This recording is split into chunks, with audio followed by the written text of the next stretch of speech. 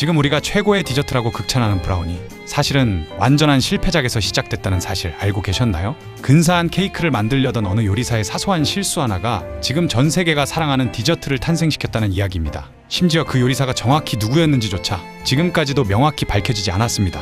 이 영상을 끝까지 보시면 세 가지를 알게 됩니다. 브라우니가 정말 순수한 실패에서 태어났는지, 아니면 우리가 아는 것보다 훨씬 치밀하게 설계된 발명품이었는지, 그리고 그 진실이 왜 130년이 지난 지금까지도 명확히 밝혀지지 않고 있는지 말이죠. 때는 1893년 미국 시카고. 콜럼버스의 아메리카 대륙 발견 400주년을 기념해 세계 각국이 모여든 만국박람회 콜럼비아 엑스포가 열리던 해였습니다. 무려 2,700만 명이 다녀갔다는 이 박람회는 도시 전체를 신문물과 신기한 음식으로 들썩이게 만든 미국 역사상 가장 화려한 축제였습니다. 전기 조명과 놀이기구, 그리고 새로운 음식들이 한꺼번에 쏟아져 나왔습니다. 시카고는 이 박람회 하나로 세계적인 도시라는 이름을 얻게 됩니다.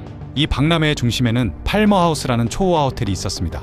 호텔의 안주인이었던 버사 팔머는 사교계에 영향력 있는 인물이었고, 박람회에 참석하는 수많은 여성 참관객들을 위해 특별한 디저트를 준비하라고 주방에 직접 지시했습니다. 조건은 까다로웠습니다. 도시락 상자에 쏙 들어가야 하면서도 케이크만큼 근사해 보여야 했고, 손에 얼룩이 묻지 않아야 했으며, 오래 들고 다녀도 무너지지 않아야 했습니다. 이런 조건을 모두 만족시키는 디저트는 당시 주방 어디에도 없었습니다. 주방 셰프는 그 조건에 맞춰 진한 초콜릿 케이크 반죽을 준비했습니다. 그런데 오븐에서 예상치 못한 문제가 생겼습니다. 반죽이 케이크처럼 폭신하게 부풀어야 하는데 전혀 부풀지 않고 낮고 단단하게 그대로 눌러앉아버린 겁니다. 시간에 쫓기던 주방은 당장 그 결과물을 버릴지 아니면 어떻게든 살려낼지 결정해야 했습니다.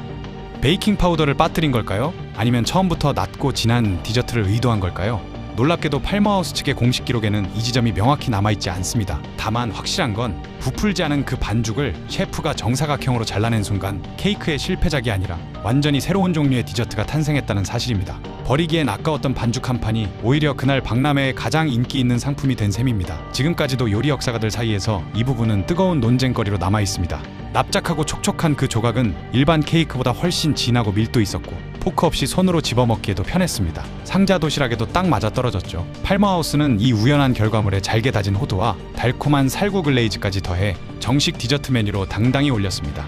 이 레시피는 지금도 팔머하우스 브라운이라는 이름으로 130년 넘게 실제 호텔에서 거의 그대로 판매되고 있습니다.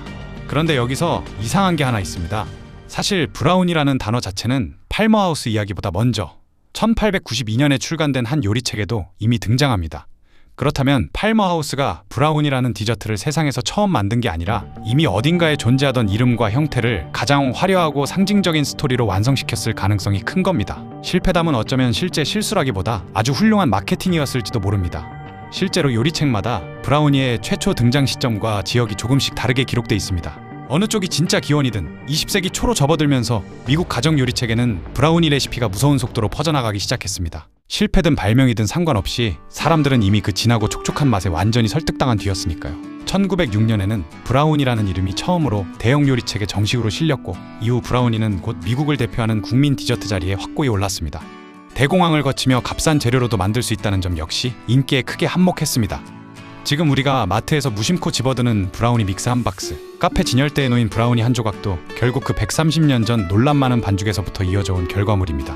실수였는지 설계였는지 지금도 알 수 없는 그 순간이 지금 이 순간에도 전 세계 수많은 오븐 속에서 매일 다시 재현되고 있는 셈이죠. 편의점 브라우니든 홈베이킹 브라우니든 그 뿌리는 결국 하나로 이어집니다. 실패라고 부르든 치밀한 발명이라고 부르든 결국 시간을 이겨내고 살아남은 건 다름 아닌 맛이었습니다. 완벽하지 않았기에 오히려 더 특별해진 디저트, 그것이 브라우니의 진짜 정체일지도 모릅니다. 어쩌면 우리가 사랑하는 많은 것들이 처음엔 다들 실패라고 불렀을지도 모르죠. 오모오모샵 구독하고 몰랐던 디저트 이야기 계속 받아보세요. 다음 편에서는 쿠키와 비스킷, 크래커를 가르는 미묘하고도 의외의 기준을 여러분이 몰랐던 이야기와 함께 낱낱이 파헤쳐 보겠습니다.